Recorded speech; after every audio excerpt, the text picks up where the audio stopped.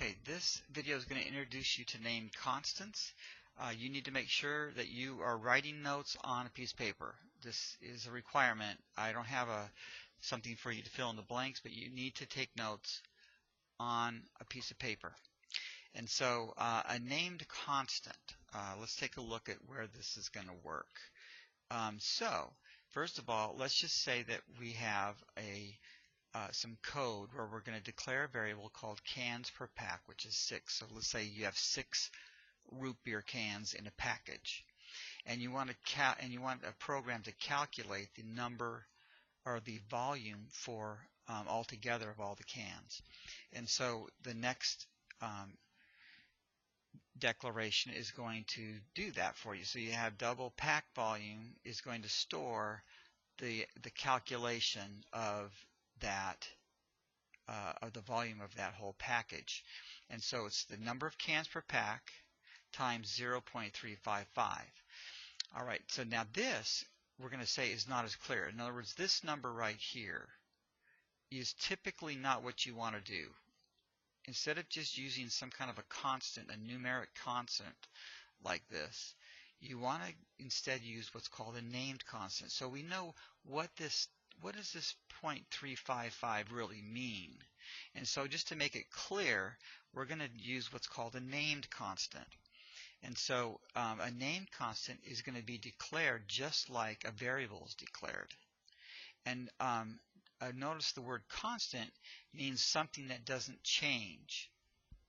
And so for instance, a 5 is always a 5. A 5 doesn't ever mean a 4 or 7. It means 5. It doesn't change. Well, we're going to do something like that, only it's a little bit different here with it being a memory location.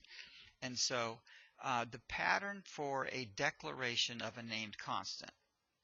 Now notice from here to here it looks just like a variable declaration. So make sure you're writing this down. This is just like a variable declaration. Data type, variable name is assigned value, semicolon. So the only difference is you add the word final to the beginning. And that's what's going to tell the compiler that this is a constant and don't change it. The other thing that makes this a little bit different is notice that all in the variable name, it is all caps. All right? So this is all caps. Make sure you write this down. This is the variable name in a named constant is all caps, and it has an underscore between multiple words. If there's multiple words in the name, you underscore instead of doing camel casing. All right, and this is a conventional way. Now, really, the compiler could care less whether you do all capitals or whether you have an underscore. This is for you, the programmer, because you want to distinguish between a variable name, which starts with a lowercase letter, and a class name, which starts with a capital letter, and then a named constant is all caps with underscore if you have multiple words.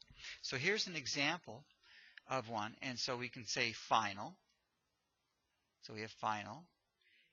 Data type is double, and the variable name is can volume. So it's all caps with the underscore in between. Is assigned, and then the value is 0.355. And what you could do is, for your own for your own documentation, you could put a comment at the end of this line just to give the units, because you can't put units in this, of course, because liters is not a double, it's a string. So you just put it in the comments, and that helps clarify it. All right, so here's what happens then. Instead of this code, what we're going to do is we're going to do this. We're going to go, here's our first line. We declare cans per pack. Then here's our second line. So we have final, double. We have a named constant that stores the volume per can. And then you're, instead of this third line up being up here, we're going to do third line here.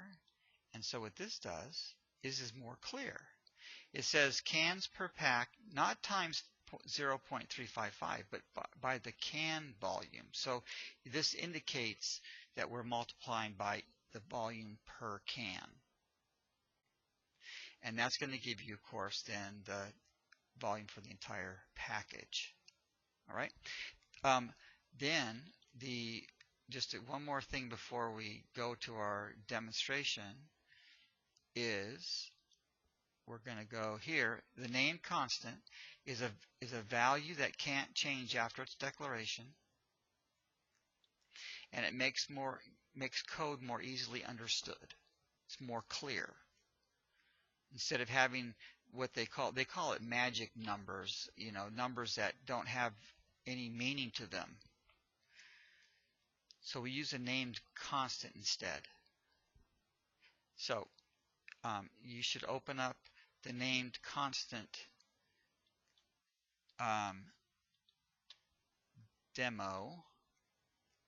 named constant demo video, which is in today's module, or it might be in the assignment instructions.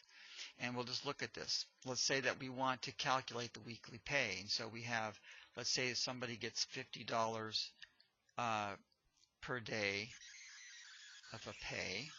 And so the pay per week would be multiplying this $50 or this pay per day times 5.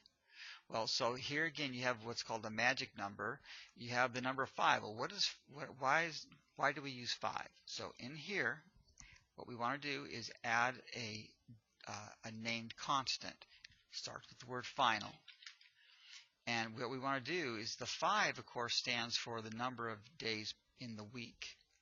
And so that would be an int. So we're going to do an int. I see you can have a named constant, could be an int, a double, or a string. So int, and then its name is going to be, let's call it days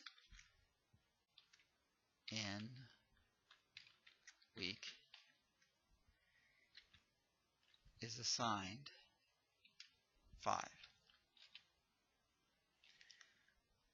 All right, so make sure you type that in, and then instead of a 5, a number that is, you have to think about, well, what is that? Why do we do 5? Instead, we're going to actually put in the named constant, the memory location that's storing the number of days in the week. And so one of the best ways to do this is to copy and paste it so you don't make any mistakes. And so this will work. If you were then to do a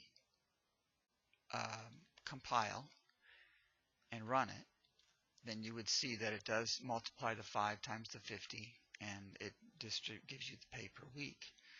Now we have to demonstrate, but let's go over here and say, okay, well, I'm going to change the days in the week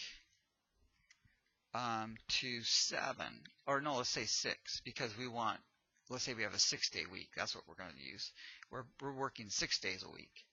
And so you change it, and so then you compile it. So we're trying to update the memory location days and week. And so we do that, but then we get an error. It says you can't assign a value to a final variable. Okay, so we can't assign a value to the final variable.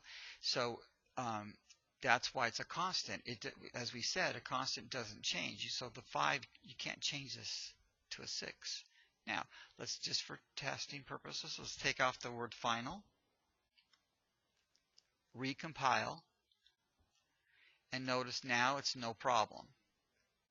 And so obviously then the point is that final, if you put the final back in before you close this, the final has to be there, and that's what tells the compiler, do not change this. All right, so that is it for the video and the notes.